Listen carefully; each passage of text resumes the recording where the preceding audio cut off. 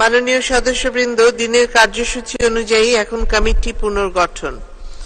আমি এখন মাননীয় চিফ হুইপ জনাব নূরে আলম চৌধুরীকে প্রথমে শিক্ষা মন্ত্রণালয় প্রস্তাব করছি যে গণপ্রজাতন্ত্রী বাংলাদেশের সংবিধানের ৭৬ অনুচ্ছেদ অনুযায়ী জাতীয় সংসদের কার্যপ্রণালী বিধি ২৪৬ বিধি অনুসারে ২৪৭ ও ২৪৮ বিধিতে বর্ণিত কমিটি নিয়োগ, কমিটি গঠন ও কমিটি পালনের জন্য নিম্নে উল্লেখিত মাননীয় সংসদ সদস্যগণের সমন্বয়ে দ্বাদশ বাংলাদেশ জাতীয় সংসদে শিক্ষা মন্ত্রণালয় সম্পর্কিত স্থায়ী কমিটি পুনর্গঠন করা হোক।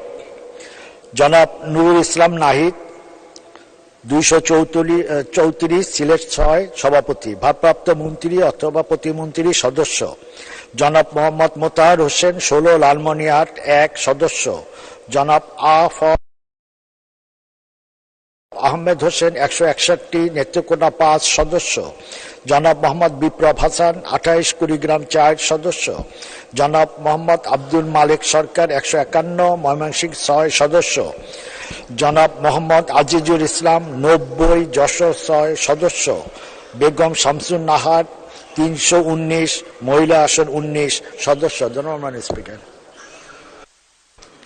ধন্যবাদ মাননীয় চিফ হুইপ। সংসদের সামনে প্রশ্ন হচ্ছে, মাননীয় সংসদ নেতার অনুমতিক্রমে তার পক্ষে মাননীয় চিফ হুইপের প্রস্তাব মতো এবং তার প্রস্তাবিত সদস্যদের সমন্বয়ে শিক্ষা মন্ত্রণালয় সম্পর্কিত স্থায়ী কমিটি পুনর্গঠন করা হোক। যারা এই প্রস্তাবের পক্ষে আছেন তারা হা বলুন, যারা এই প্রস্তাবের বিপক্ষে আছেন তারা না বলুন। হা জয়যুক্ত হয়েছে, হা জয়যুক্ত হয়েছে, হা জয়যুক্ত হয়েছে। অতএব প্রস্তাবটি সংসদে সর্বসম্মতিক্রমে গৃহীত হল এবং শিক্ষা মন্ত্রণালয় সম্পর্কিত স্থায়ী কমিটি পুনর্গঠিত হল।